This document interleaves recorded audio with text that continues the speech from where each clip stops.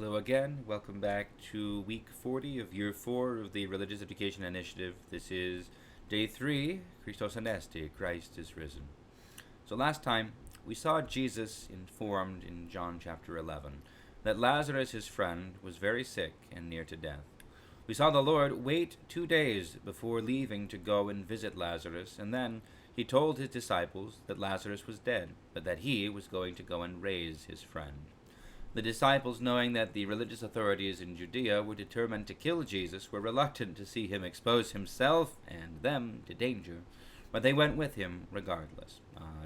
St. Thomas, the doubting Thomas, actually expressed himself beautifully in loyalty, saying, "Let us go and die with him." Anyway, this week we'll see what happens when Jesus arrives in Bethany. This is verse 17 of chapter 11. When Jesus arrived, he found that Lazarus had already been in the tomb 4 days.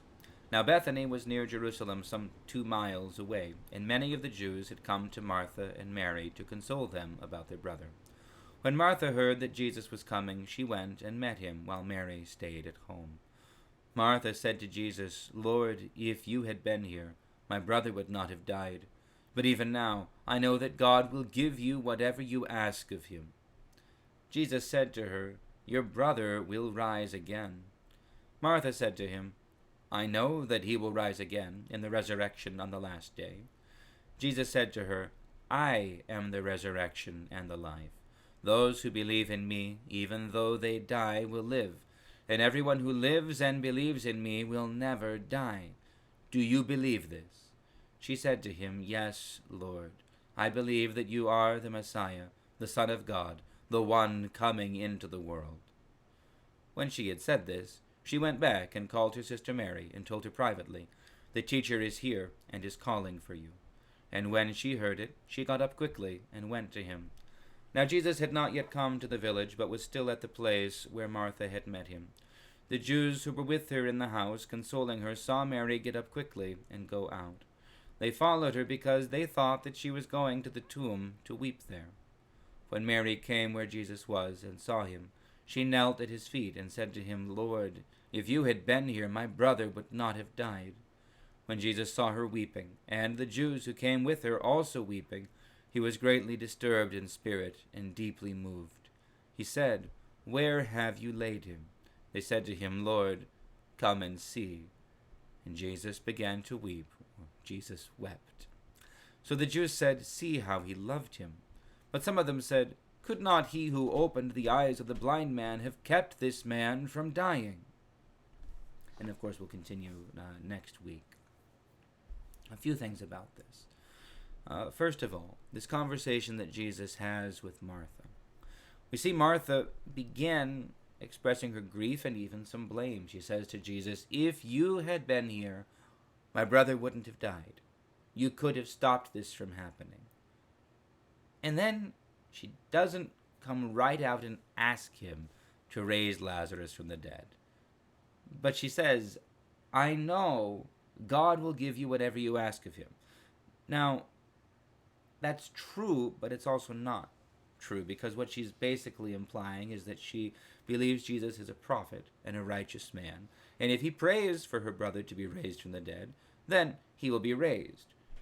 Jesus kind of then is correcting her in what follows, because he doesn't need to ask the Father for Lazarus to rise from the dead. He is God. He simply commands that Lazarus rise. This is an important point, and one that is remarked on and talked about frequently in the patristic witness and in the church fathers and everything else. So Jesus says, "Your brother will rise again." And Martha says, I know about the resurrection from the dead. I believe that he'll rise in the resurrection at the last day. Then Jesus says the correction. He says, "I am the resurrection and the life."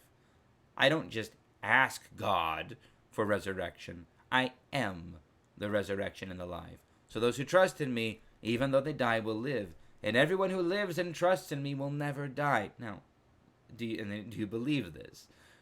And then she says, "Okay, you told me. I believe you. I believe you are the Messiah."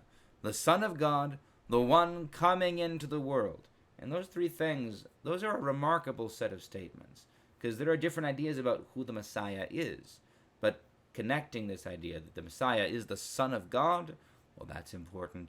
And then saying he's the one coming into the world, this connects with ideas in Jewish religion at the time, in the prophets and elsewhere, expecting and hoping and understanding that God himself will enter into his creation. So Martha, it's not clear that she's gotten it exactly right. It's not clear she understands what she just said, but she's listened to Jesus, and she hasn't argued with him. And then she goes back and she tells Mary, she tells her sister to go. And Mary goes and she's weeping. She says the same thing. A different conversation happens. Jesus doesn't have a conversation with Mary at all, actually. She says the same thing. If you'd been here, my brother wouldn't have died. Jesus asks where they laid him. And she says, Lord, come and see. And then Jesus weeps. That he weeps is remarkable, because he's God. He's not weeping because he's afraid he'll never see Lazarus again. He knows what he's about to do. He knows what he's there for. He's not weeping because he's weak. He's weeping. Why he's weeping, this is a question that we can meditate on. What is the Lord telling us when he weeps? Surely he is showing to us at the least that he has taken upon himself all of our suffering, all of our griefs. And even though he has perfect knowledge and perfect power and is perfect God, as human, nonetheless, pain, sorrow, horror in the face of death, which is not supposed to be, is natural, is a part of our nature. And therefore, the other thing he's showing to us is weeping is the right response in the face of death.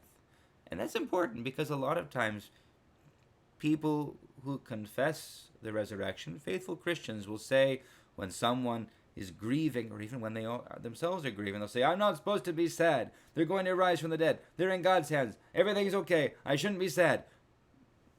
Jesus wept. And therefore, in the face of grief, we are allowed to weep. And I think this is profoundly important. I have at least found it to be profoundly important myself. So, anyway, the other thing that I sometimes think of that might be striking,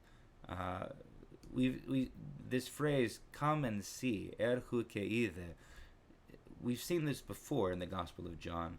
This is what Philip said to Nathanael way back at the beginning of the Gospel of John, when he finds him sitting under the fig tree and says, we found the one that Moses and the prophets were talking about. Could this be the Messiah? And Nathanael says, whoa, who are you talking about? And he says, oh, it's Jesus of Nazareth. And Nathanael says, Nazareth? I know Nazareth. Can anything good come out of Nazareth? And Philip says, come and see. So at that time, Nathanael was being called to come and see the Messiah himself, to see God become flesh, to see his Savior.